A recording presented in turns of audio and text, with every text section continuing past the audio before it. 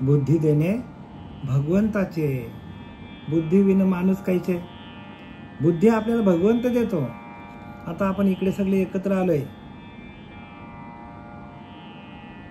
सत्संगामध्ये. हे सगळी त्या पांडुरंग परमात्म्याची कृपादृष्टी आपल्यावर आहे म्हणून आपण एकत्र आलोय. आणि आपण आता गेल्या कित्येक वर्ष आपण सातत्याने आपल्याला श्रवणाची गोडी लागलेली आहे आणि श्रवणाच्या माध्यमातून हे ज्ञान होतो. श्रवण करत करत आपलं अंतःकरण शुद्ध होतं.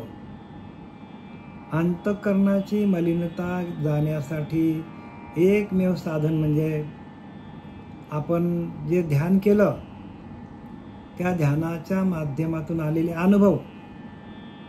हे अनुभव आपल्याला अनुभव सिद्ध ज्ञान आहे आणि ते अनुभव आपल्याला आल्यानंतर आपण जे शास्त्र वाचतो त्या शास्त्रामध्ये जे काय लिहिलेलं आहे संतांनी, त्या संतांच्या पावलावर आपली पावलं बरोबर आहेत की नाही हे बघण्यासाठी शास्त्र आहे. आणि त्यातला हा एक शास्त्र म्हणजे कोणता आहे तर 11वा स्कंद एकनाथी भागवत आणि त्यातला अध्याय 22 आहे.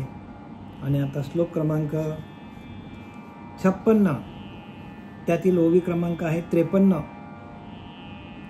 त्यासाठी मी अगोदरच्या 2 ओव्या वाचतो बरं का. विषयांची जी आसक्ती ते बाधक परमार्थ प्राप्ती. विषय सांडी सांडी निश्चिती परतोनी हाती नातळे. आसक्त वृत्ती इंद्रिय योग आपुला अतिलोलुप्य विषय भोग. तोची मुख्यत्वे भवरोग त्या लागी त्याग करावा. मागच्या वेळेला सांगितलं तुम्हाला. भवरोग म्हणजे काय? विषयांची आसक्ती. भवरोग म्हणजे काय समजून घ्या. भव म्हणजे संपूर्ण सृष्टी, संपूर्ण ब्रह्मांड, त्याच्यामध्ये सगळं आला आणि त्या आपल्याला या सृष्टीमध्ये परत परत परत परत जन्माला येण्याचं एकमेव कारण काय आहे तर ते आहे विषय वासना. आणि म्हणून वासनेपोटी जन्म घ्यावा लागतो. आणि वासना आहे तोपर्यंत आपण या जन्माला येणं आणि मरणं या चक्रामध्ये आपण अडकतो. आणि म्हणून याला काय म्हटलंय भवरोग. आणि हा भवरोग कसा जातो तर ज्या वेळेला भवरोग कसा आपला निरसला जातो तर अतिलोलुप्य विषय भोग तोची मुख्यत्वे भवरोग. म्हणजे विषयांची आसक्ती हीच आपल्याला जन्माला घालते. या लागी त्याग करावा.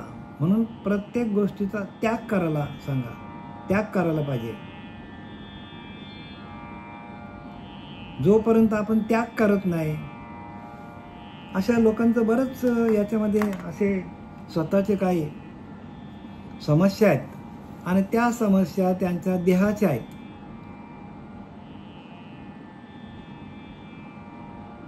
म्हणून भोगी मन असू नये, देह दुःख त्रासू नये आणि पुढे आशा धरू नये जीवितवाची.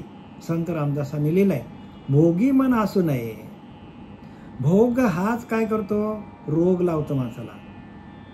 आणि हा भोग आहे ना हा रोग कुठला लावतो माहिती का. शरीराला व्याधी तर आणतातच पण रोग म्हणजे आपल्याला मरकट आलेली ती कशामुळे आलेली आहे त्या विषयांच्या आसक्तीमुळे आलेली आहे. आणि ते काय करतात या भवचक्रामध्ये जन्ममरणाच्या चक्रामध्ये माणसाला अडकवतात. म्हणून इथं काय लिहिलंय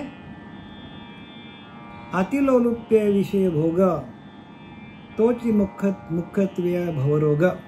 अतिलोलुप्य म्हणजे विषयांपुढं लोटांगण घालतात माणसं. जर विषय मिळाला नाही तर तो कावरा बावरा होतो माणूस. आणि विषय हेच सुख आहेत असं त्याला वाटतं. त्याला असं वाटतं. ज्ञानोबारांच्या भाषेत सांगतो. ज्ञानोबा म्हणतात की विषयांसारखे काही अनेक सर्वथा रम्य नाही. रमतो माणूस त्या विषयामध्ये. ऐसा स्वभावच पाही इंद्रियांचा स्वभाव आहे. प्रत्येक माणसाच्या इंद्रियांचा स्वभाव आहे की त्याला विषय भोगायलाच आवडतात. विषय सुखासारखे काही अनेक सर्वथा रम्य नाही.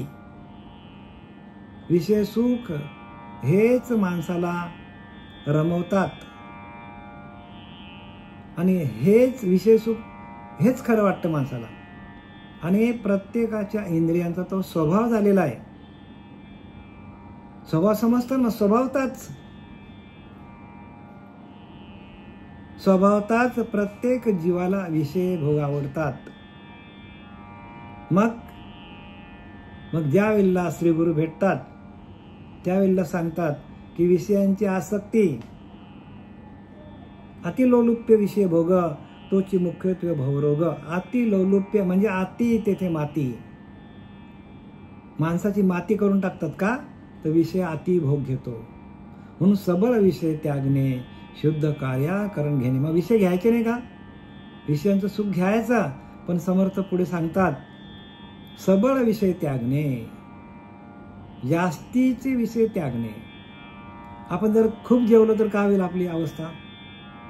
आपल्या प्रत्येकाच्या पोटामध्ये 750 ग्रॅम आपण जेवण जेवू शकतो. तो आपण जर 1000च्या वरती गेलो तर 1000 ग्रॅमच्या वरती आपली अवस्था काय होईल. म्हणून सबळ विषय त्यागणे आहे. अतिविषयी सर्वदा दैन्यवाना. अतिविषय भोगणारा माणूस दैन्यवान अवस्था आहे त्याची. म्हणून सबळ विषय त्यागणे शुद्ध कार्याकरण घेणे. शुद्ध कार्याकरण काय, काम विषय दिलेला आपल्याला, पण तो उत्पत्तीसाठी दिलेला आहे. भगवंताने आपल्याला ती उत्पत्ती चालू राहावी, मुलांची मुलं, नातवंड, पंतवंड याच्यासाठी दिलेला आहे. पण तो जर आपण नको त्या ठिकाणी वापरला तर मग तो शास्त्राला धरून नाही. म्हणजे शास्त्राच्या विरुद्ध वर्तणूक करणं हे पाप आहे. क्रोध वापरू नये का, आपली मुलं वगैरे अभ्यास करत नाही, एखादा माणूस आपल्या धर्माच्या विरुद्ध जात असेल तर आपण त्याच्यावर रागवलं पाहिजे. आणि तोच क्रोध आपण सगळीकडेच वापरला, प्रत्येक ठिकाणी आपण कोणावरही काय केलं, आपण चिडलो, रागवलो जराशा कारणावरनं, तर त्रास कोणाला होणार आहे. मग अति झाला तो ना. लोभ असू नये का, काम झाला, क्रोध झाला, लोभ असू नये का. आपल्या संसाराला लागेल तेवढं आपल्याला कर्म करायला पाहिजे, मेहनत करायला पाहिजे. पण तोच जर आपल्या एखाद्या माणसाकडे करोड रुपये जमा आहेत तरी पण अजून तो सांगतो नाही, अजून आम्हाला 1000 करोड जमा करायचे, 10,000 करोड जमा करायचे, 1 करोड जमा करायचे, 1 लाख कोटी जमा करायचे. म्हणजे त्याचा विषय वाढतच चालेल. लोभ किती असावा, आपल्या संसाराला जेवढं लागेल तेवढं आपल्याला लोभ असावा. म्हणून अतिविषयी सर्वदा दैन्यवाना. अशा लोकांची अवस्था दैन्यवानी होते. म्हणून इथं काय लिहिलंय, या लागी त्याग करावा, म्हणजे विषयांचा त्याग करायला पाहिजे. पण कसं, जास्तीचे विषय त्यांचा त्याग करायचा. आता पुढे जाऊन सांगतात, नाथ बाबा आपल्याला सांगतात, विखे रांदिले परमान्न ते ग्रास मात्र हरी प्राण. म्हणजे आपल्या जेवणामध्ये जर विष पडला तर ग्रास मात्र हरी प्राण. एक घास घेतो आपण गेलो तर प्रत्येक घासाला तो आपला प्राण घेतो. म्हणजे हळू मरत जातो, मरतो माणूस विष खाल्ला तर. विष एकदा मारक जाण, आणि तो विष काय करतो, एकदाच माणसाला मारून टाकतो. पण विषय पुन्हा हा मारक. पण विषय काय करतात, माणसाला परत जन्माला घालतात, परत मारतात, परत जन्माला घालतात, परत मारतात. म्हणजे किती वेळा जन्मा यावे, किती व्हावं, फजित करतात आपले विषय.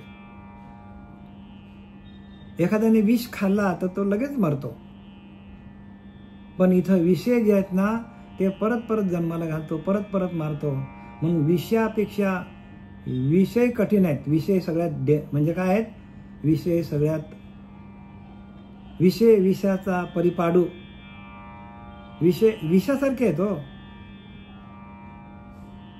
विष एकदा खाला तर माणूस मरतो, पण विषय खाल्ल्यानंतर परत जन्माला येणं म्हणजे जन्म मरणाचा फेरा चुकत नाही. म्हणून विषय आहेत ना, ते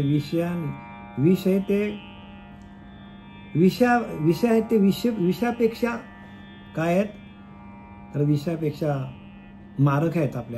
आपल्याला त्रासदायक आहेत. प्रत्येक जीवाला विशेष त्रास देतात. आणि म्हणून परत जन्माला यावं, परत मरावं ही क्रिया थांबत नाही. आणि संतांनी ह्याची सगळी पाहणी केली आणि विवेकाच्या विटेवर ते उभे राहिले. भगवान परमात्मा पांडुरंग विवेकाच्या विटेवर उभा आहे. तसा आपण जाऊन आपल्या पिंडामध्ये चांगलं काय, वाईट काय, सार काय, आसार काय, पाप काय, पुण्य काय, स्वर्ग काय, नरक काय, खरं काय, खोटं काय हे आपल्याला कळलं पाहिजे. आणि त्याला विवेक म्हणतात. तसा आपल्या अंतःकरणामध्ये विवेक निर्माण व्हायला पाहिजे. आणि तो विवेक कशातून होतो तर श्री गुरु कृपेने आपण घेतलेली साधना आहे. त्या साधनेच्या माध्यमातून आपल्या अंतःकरणामध्ये विवेक निर्माण होतो.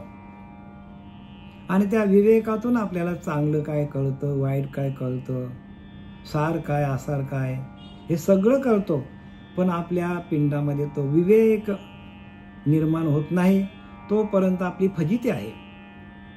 आणि हा विवेक निर्माण करण्याची एकमेव जागा आहे ती म्हणजे आपल्या अंतःकरणामध्ये त्या हरिनामाचं चिंतन असेल तरच आपल्याकडे विवेक जागृत होईल. विवेक वाचून जमा होत नाही, वाचून निर्माण होत नाही. विवेक सगळीकडे तीर्थाला जाऊन निर्माण होत नाही. विवेक परमात्मा पांडुरंग ज्या विटेवर उभा आहे, ज्या विवेकाच्या विटेवर उभा आहे, तो विवेक आपल्याला त्या आतमध्ये असलेल्या परमात्मा पांडुरंगाच्या भजनामध्ये गेलो आपण तर आतमध्ये असलेला तो परमात्मा, तो पांडुरंग आपल्यामध्ये प्रगट होतो. लांब जायची गरज नाही, सगळं आपल्या जवळच आहे. जवळी ठेवणे चुकले, दारोदारी हिंडू लागले. अज्ञानास न करे देव कुठे. अज्ञानी माणसाला देव कळत नाही कुठे आहे. विवेकातूनच सगळं आहे. पण तो विवेक आपल्याला जागृत करण्यासाठी श्री गुरूंकडे जायचा असतो. इथे मृत्यूलोक आहे. मृत्यूलोकामध्ये प्रत्येक माणूस मरणारच आहे. पण त्या मरणाआधी सावध व्हावे आणि हरिभक्तीचं सादर व्हावे. म्हणजे हरीची भक्ती, हरीला कसा प्रगट करायचा आपल्या आतमध्ये. आपल्या आतमध्ये असलेला तर हरी, त्या हरीशी एकरूप होऊन त्या भजनाचा आनंद घेता घेता आपला देह कसा ठेवता येईल याच्यासाठी प्रयत्न असावे. ज्ञानासाठी नाही बरं का. ज्ञानी तर सगळेच आहेत. आणि ज्ञानाचा अहंकार माणसाला नाचवतो. ज्ञान काय करतो, स्वतःलाच जाळून टाकतो. प्रत्येक माणसाकडे असलेला ज्ञान जो आहे ना, तो ज्ञानच माणसाची राख रंगोली करून टाकतो. आणि म्हणून इथं काय सांगतात, विषय रांधिले परमांना ते ग्रासक असे हरिप्राण. विष एकदा मारक, विषय पुन्हा पुन्हा मारक. परत परत माणसाला जन्माला घालतात. म्हणून प्रत्येकाने विषय विषाचा परिपाडू, गोड परमार्थ वाटे कडू, आणि कडू विषय ते गोड झाले जीवाशी. ज्ञानोबा सांगतात विषय विषाचा परिपाडू. विषय विषासारखे येतो. गोड परमार्थ वाटे कडू. परमार्थ गोड आहे पण तो कडू वाटतं. का तर विषय भोग माणसाला आवडतात. विषय भोगणं हे सगळ्यात घातक आहे. पण ते आपल्या माणसाला काय आवडतं, तेच आवडतात. आपल्या अंतःकरणाला बाधा देणारी एकमेव वस्तू आहे ते म्हणजे विषय. म्हणून तुकोबारा काय सांगतात की बंधनापासून उकळलेल्या गाठी, म्हणजे संपूर्ण विषयांचं बंधन जे होतं माझ्या अंतःकरणावर ते सगळं गेलं. आणि उकळलेल्या गाठी म्हणजे गाठी सुटल्या माझ्या, विषयांनी बांधलेला होतो मी, आणि त्या सगळ्या गाठी सुटल्या आणि देता आली मिठी सावकाश. पांडुरंग परमात्म्याला मला हळूच मिठी देता आली, सावकाश, शांतपणामध्ये. कारण माझ्याकडे शांती नव्हती म्हणतात. त्याचा अर्थ असा आहे की विषय जवळ असल्यामुळे आपल्याला शांती मिळत नाही, शांती आपल्याकडे नांदत नाही. आणि शांती या मायेकडे नांदली पाहिजे. शांती कुठे नांदते सांगा मला? शांती या मायेकडे नांदायला यायला पाहिजे. जर शांती जर या मायेकडे आली आणि शांतीने जर मायेचा भोग घेतला तर माया ही काय होते? माया पण जागच्या जागेवर बरं का त्या परमात्म्याला आलिंगन देते. माया पण आलिंगन देते बरं का. प्रत्यक्ष पांडुरंगाला आलिंगन देण्यासाठी माया तयार आहे आत्ता. पण त्या मायेमध्ये असलेले विषय आहेत, ते विषय आपल्याला काय करतात? नको त्या वाट्याला घेऊन जातात. भगवंताने ठेवले बरं का, विषय पण भगवंताचे, माया पण भगवंताची. भगवंताने सगळं करून ठेवलेलं आहे आणि त्यानेही आपली परीक्षा लावलेली आहे. आणि त्या परीक्षेमध्ये आपण जर उत्तीर्ण झालो तर भगवंताच्या पर्यंत आपण जाऊ. आणि जर आपण ती परीक्षा उत्तीर्ण झालो आणि आपण नापास झालो तर आपल्याला परत जन्माला यावं लागेल. आणि हे धोके आहेत. आणि हे धोके समजण्यासाठी आपल्याला साधना करायला पाहिजे. साधनेतून आपण आपल्या अंतरीच्या अंतरात्म्याशी एकरूप होतो. आणि एकदा का त्याच्याशी एकरूप झाला की तोच आपलं काय करतो? तोच आपल्याला बुद्धी देतो. बुद्धी देणे भगवंताचे, आपल्याला तोच बुद्धी देतो. आणि आपण त्यालाच धरलं नाही तर मग माया काय करते? विषयांना धरते. आणि विषय आपल्याला मग काय करतात? आपल्याला 84ला घेऊन जातात. मनसी प्रारब्धे भोग येती, ते त्यागिले केवी जाती, विषय त्यागाची युक्ती, वैराग्य स्थिती घडे केवी. आता प्रश्न केलाय उद्धवाने, भगवंताला प्रश्न केलाय, मनसी प्रारब्धे भोग येती. आम्ही तर असं ऐकले देवा की आपल्याला जे भोग येतात ते प्रारब्धाचे येतात. प्रारब्धाप्रमाणे प्रत्येक जीवाला मागचे जे काय आपण कर्म केलेत त्या जसं प्रारब्ध असेल त्या प्रारब्धाप्रमाणे आपल्याला भोग भोगावे लागतात असं आम्ही ऐकलंय. मनसी प्रारब्धे भोग येते ते त्यागिले केवळ. मग ते आपल्याला त्या प्रारब्ध येणाऱ्या भोगाचा आपण त्याग कसं काय करू शकतो?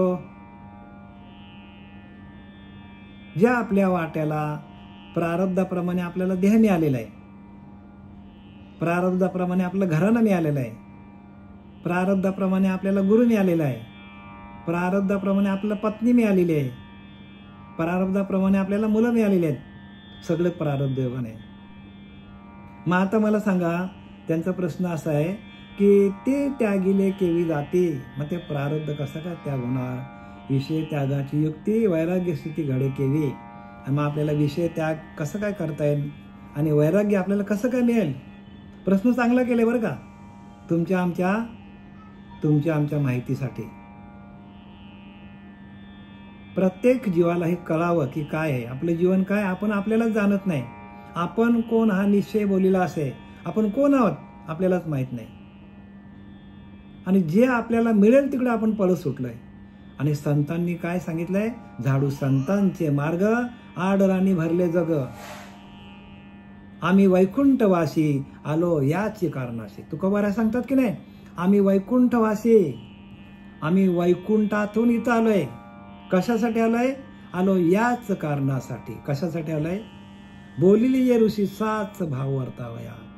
जे ऋषी मुनींनी हजारो वर्ष तपश्चर्या केली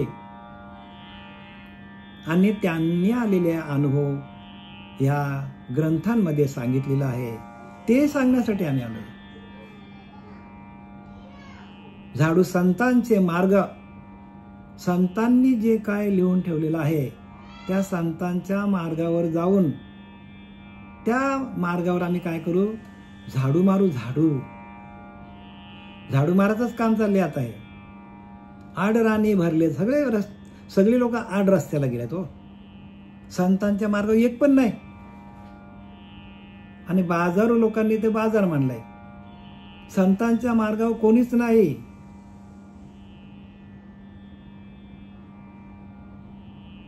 संतांचा मार्ग कोणीही स्वीकारित नाही. का तर तिथे जाचकाठी आहेत.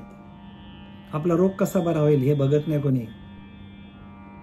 आणि आपला द्वैतातला रोग जो आहे, कोणाला डायबिटीस आहे, कोणाला अजून काय अनेक प्रकारचे रोग आहेत, कोणाला कॅन्सर असेल, कोणाला टीबी असेल, त्यासाठी आपण पथ्य पाळतो. डॉक्टर सांगतील त्या गोळ्या खातो आपण. आणि संतांनी आपल्याला एकमेव गोळी दिली हरिनामाची, आणि तिचं सेवन करण्यासाठी जे पथ्य लागतं ते पथ्य कोणी पाळत नाही.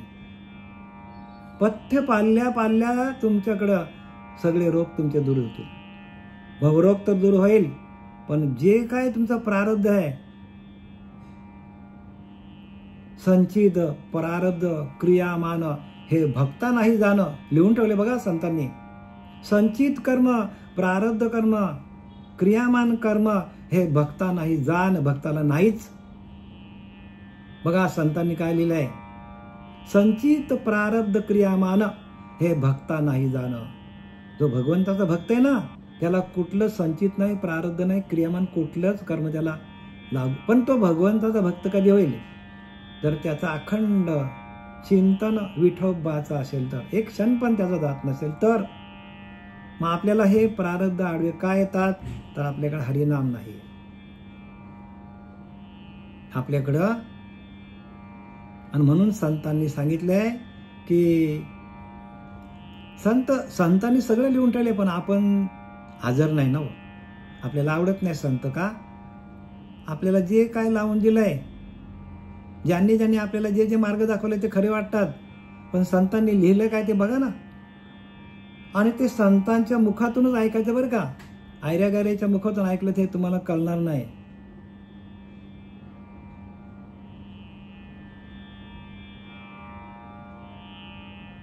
आणि ते कळण्यासाठी आपल्याला संत व्हावं लागेल. मी नेहमीच सांगत असतो की नाही तुम्हाला, डॉक्टर होऊनच डॉक्टरची भाषा कळते. एखाद्या माणसाची त्यांनी सोनोग्राफी काढली, आपल्याला काय कळतं त्यातनं? काहीच कळत नाही हो. तो सगळं आपल्याकडे कागद देतात आणि ते आपल्याकडे एक्सरे देतात, आपल्याला काय कळतो? मग डॉक्टरला कळतो की नाही? मग तसं जो डॉक्टर आहे, संत म्हणजे डॉक्टर बरं का. हा, जो डॉक्टर आहे,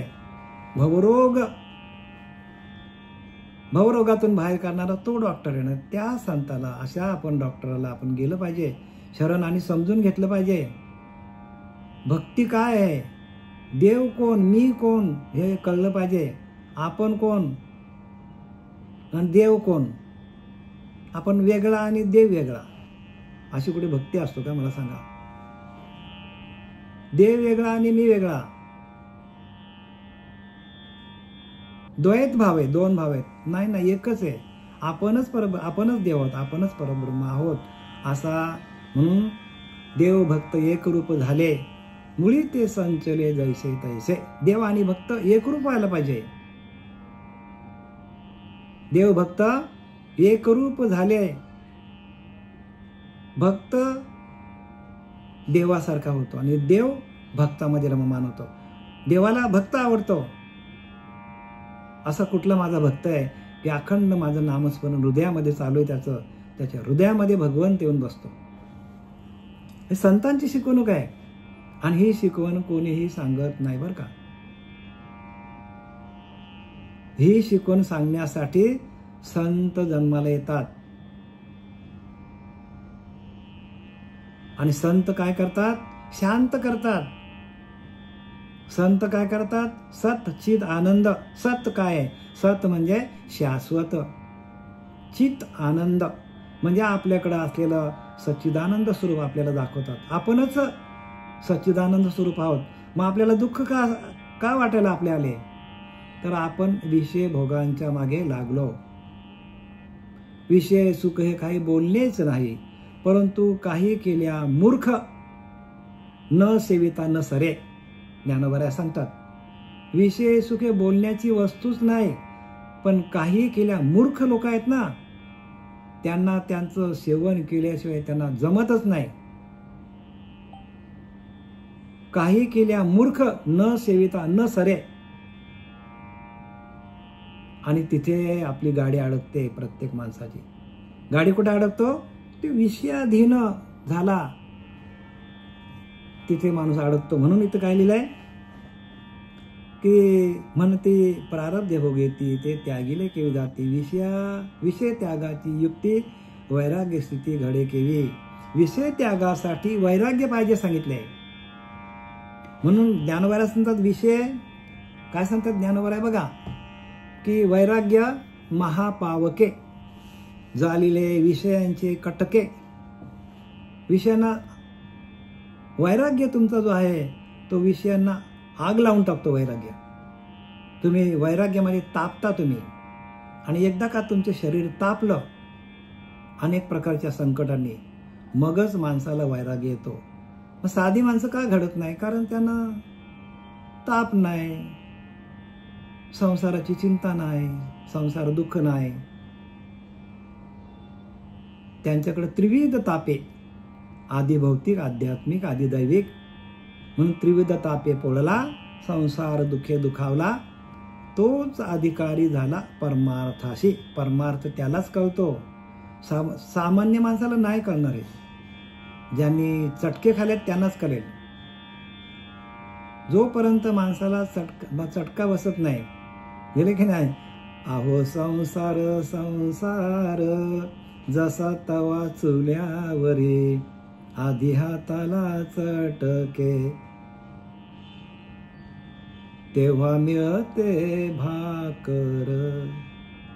बहिणाबाई बघा अशिक्षित होत्या पण त्यांनी किती ज्ञान लिहून ठेवलंय. जोपर्यंत संसारामध्ये चटके बसत नाही आपल्याला तोपर्यंत भगवंताची प्राप्ती नाही. प्रारब्धे विषय भोग येते ते का ते साधका दुःख रूप होती. प्रारब्धाच्या योगाने दुःख आपल्या वाट्याला येणार आहेत. ते साधका दुःख रूप ते साधकाला दुःखात टाकतात. जसं कसं टाकतात बघा. वनवा मृगे आहाळती तैशी स्थिती भोगणे. आता त्या विषय भोगांचा एक आपल्याला नमुना दाखवला.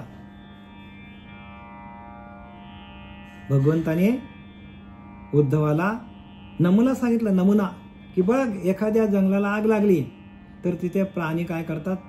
इकडे पळ तिकडे पळ तिकडे पळ पळापळ असतो. होरपळून निघतात. होरपळून कसा तरी जीव वाचवतात. तसं आपण होरपळून निघालोय आणि आपला आपण जीव वाचवलाय या विषयांच्या तावडीतून. विषयांच्या तावडीतून आपण बाहेर निघायला पाहिजे. नाही तर होरपळून निघू आपण.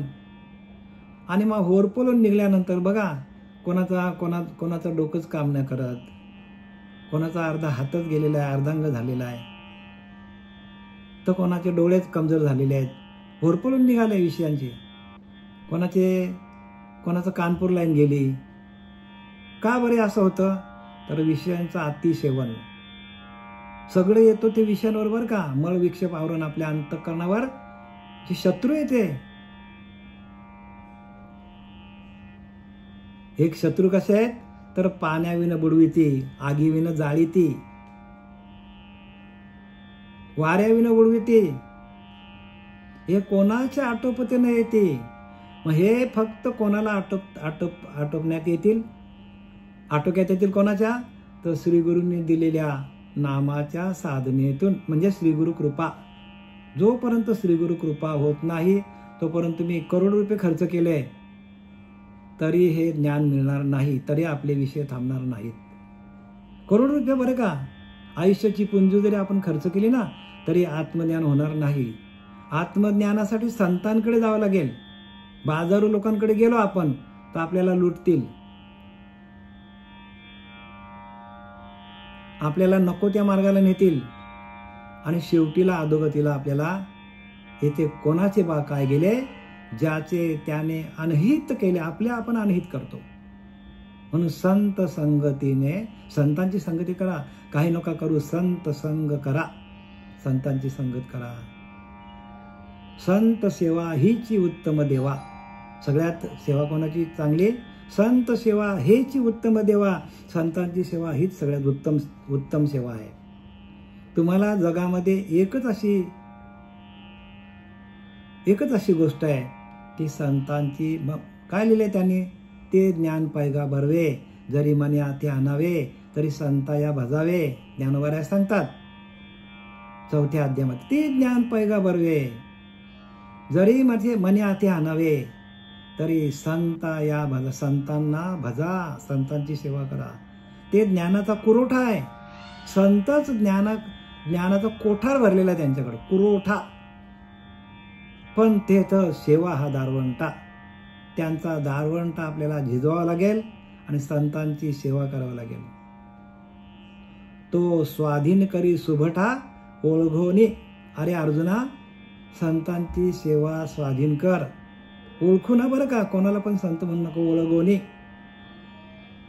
तरी तनु मनु जीवे चरणाशी लागावे. तनाने मनाने आपला संपूर्ण देह अर्पण करून त्यांच्या चरणावर लोटांगण घाला. संतांच्या अगरगत्य करावे दास्य सकल.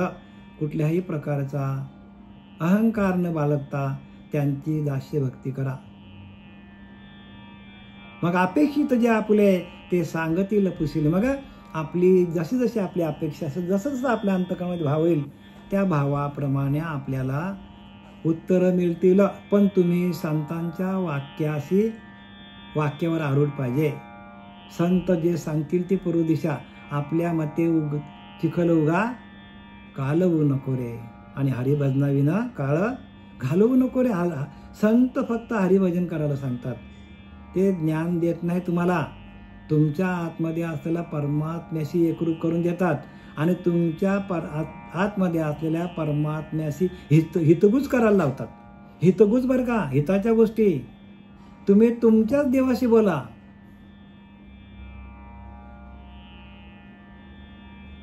इतर लोकांशी बोलून तुम्हाला उत्तर मिळणार नाही. तुमच्या अंतरीच्या अंतरात्म्याशीच संवाद साधा.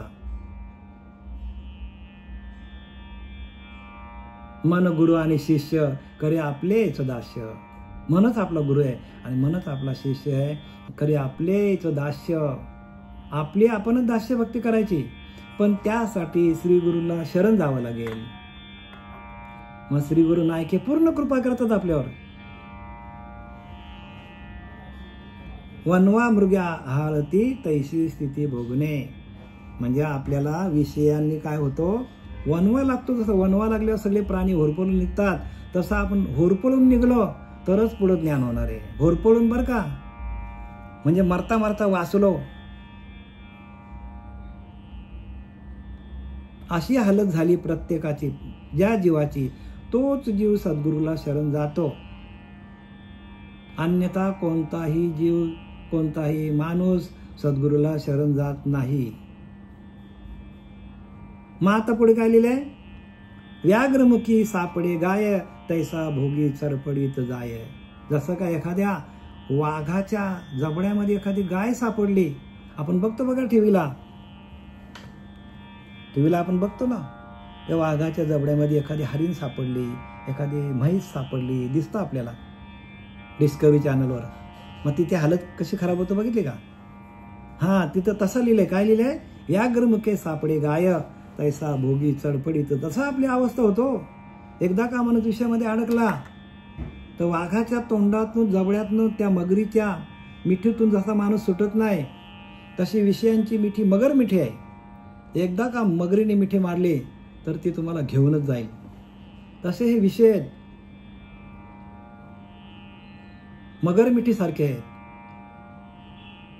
वाघाच्या जबड्यामध्ये एखादी शिकार सापडली का ती तो खाऊन फस्त करतो. तसा आपल्याला विषयांच्या तावडीत आपण मिळालो तर आपल्याला तो काय करतो? खाऊन टाकतात विषय आपल्याला. मग प्राणी खंगला, प्राणी खंगतो.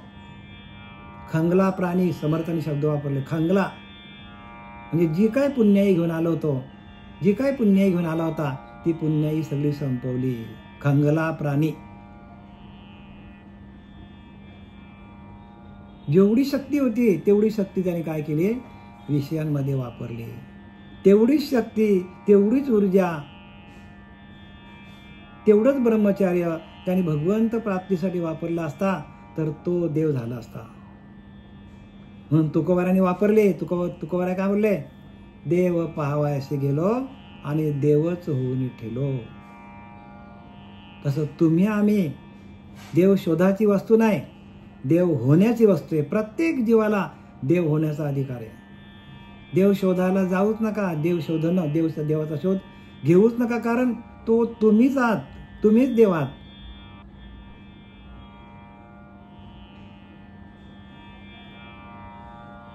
प्रत्यक्ष आपणच परमात्मा स्वरूप आहोत, पण त्या स्वरूपाला आपण विसरलोय आणि त्या स्वरूपापासून आपण लांब गेल्यामुळे आपल्याला विषयांनी काय केलंय? झपाटलंय. त्याने आपल्याला काबीज केले, सोडत नाही ते. बघा ना, प्रत्येक माणसाला काढायला बघतो आम्ही, या बाबा, पण नाही, ते तिथेच अडकलेत. मग ते सगळे घरच्याच अडचणी सांगतात. माझं असं झालंय, माझ्या मुलाला असं झालंय, माझ्या मुलीचं असं झालंय. आणि हे ज्या गोष्टी आहेत त्या गोष्टी कुठपर्यंत आहेत? एका ठराविक मर्यादेपर्यंत त्या गोष्टी आहेत. पण ते का अखंड आयुष्यभर तेच घेऊन बसा? ते काय? तुम्ही भगवंताचं भजन करा, कारण त्यांना जन्म देणारा भगवंतच आहे. आपल्याला जन्म देणारा भगवंत आहे. सकल जीवाचा करीतो सांभाळ, तुझं मोकाळीला ऐसे नव्हे. सगळ्या जीवांचा सांभाळ तो करतो. त्यांनी सगळी सोय लावून दिली आहे. वाघाला बकरीची सोय लावून दिलेली आहे, हरणाची सोय सगळी लावून दिलेली त्याने. सकल जीवाचा करीतो सांभाळ, सगळ्या जीवांचा सांभाळ तो करतो. तुझं मोकाळीला आहे, तुला उपाशी ठेवील का तो? चोच देण्याआधी त्याने दाना आणलेला आहे. मग आपण का चिंता करावी?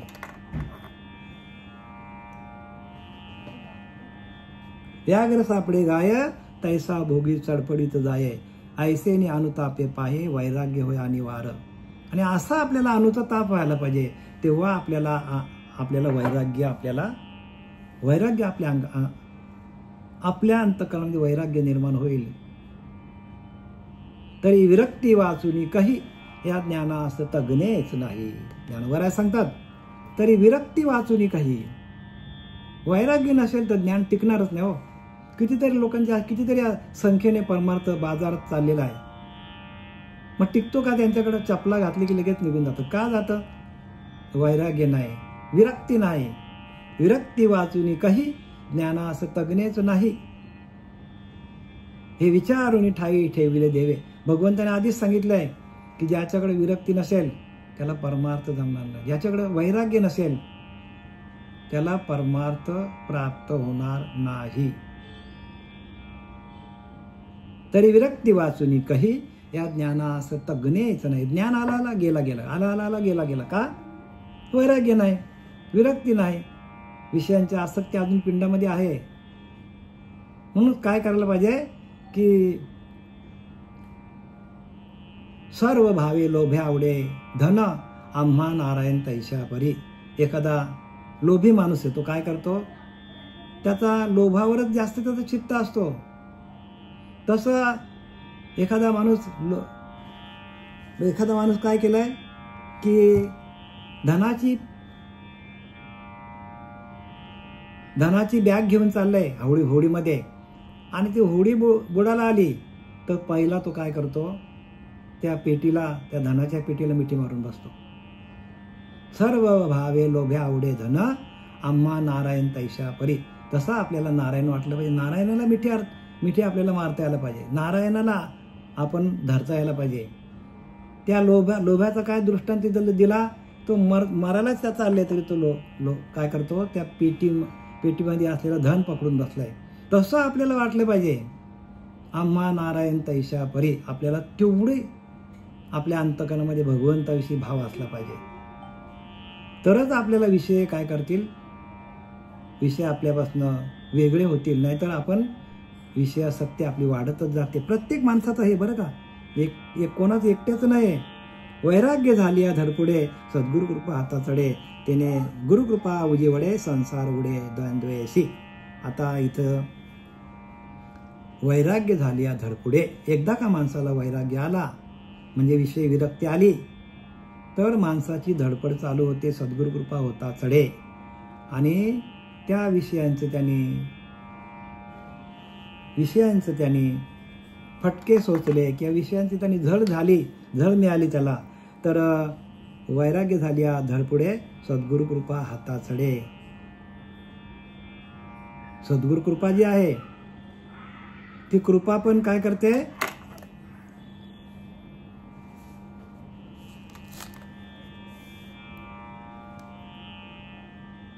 मग द्वंद्वात्मक संसारूपी अंधार त्या कृपेच्या प्रकाशात नाहीसा होतो. म्हणजे द्वंद्वात्मक म्हणजे संसारूपी अंधार. द्वंद्व म्हणजे दोन भाव आहेत, मी वेगळा आणि देव वेगळा, असं दोन भाव आहेत. मग तो द्वंद्वात्मक संसार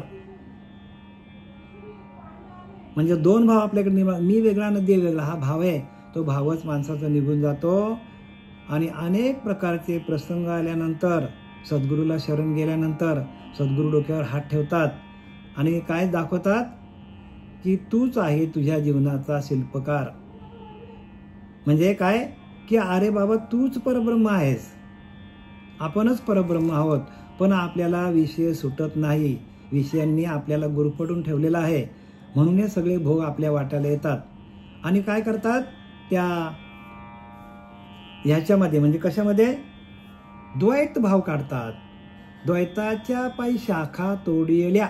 सद्गुरू काय करतात, द्वैत भाव काढून टाकतात आणि सांगतात की अरे बाबा तूच परब्रह्म आहेस, अहम ब्रह्मास्मी, जाण तूच ब्रह्म आहेस.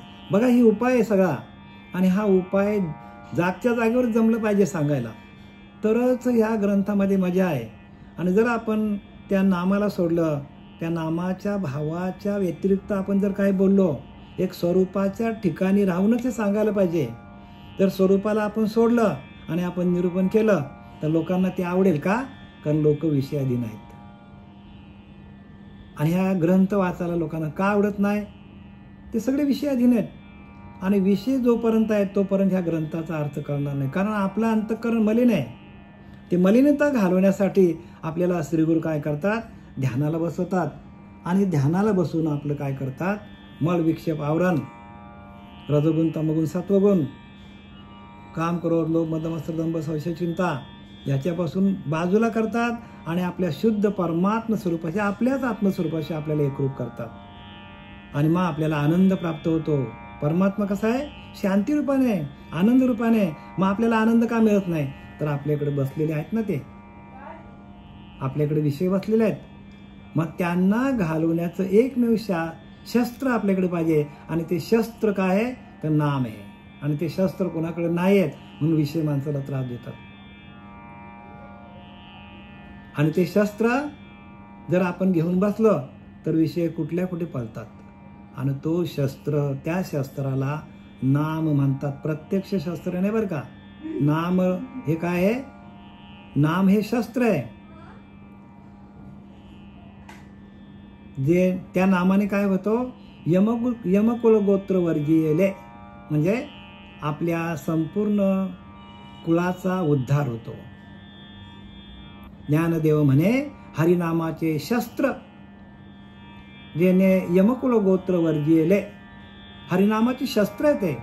ज्ञानदेव म्हणे हरिनामाचे शस्त्र, हरिनाम हा शस्त्र आहे आणि ते कोणाकडेच नाही. त्यामुळे विषय माणसाला त्रास देतात. बघा काय काय खुणा आहेत. दोन्ही दिसती सारखी, वर्म जाणे तो पारखी. वर्माचं घ्या, जे वर्म लिहिलंय संतांनी ते घ्या यातनं, तरच तुम्हाला त्याचा फायदा होईल. नुसतं आपलं शास्त्र वाचतो, चाललंय, लोकांना सांगतो.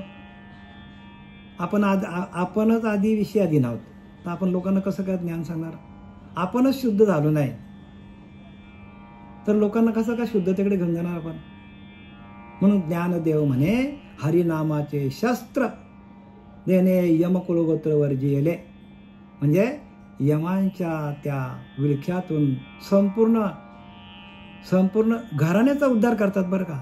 आणि म्हणून घराण्याला किंमत आहे, परंपरेला किंमत आहे. असं कोणी पण ह्या संतांच्या मार्गाला येत नाही का? प्रत्येकात म्हणून तर घराणे, ज्ञानोबरायांचा घराणा, तुकोबारायांचा घराणा, नाथबाबांचा घराणा, एक काहीतरी परंपरेने आलेलं आहे.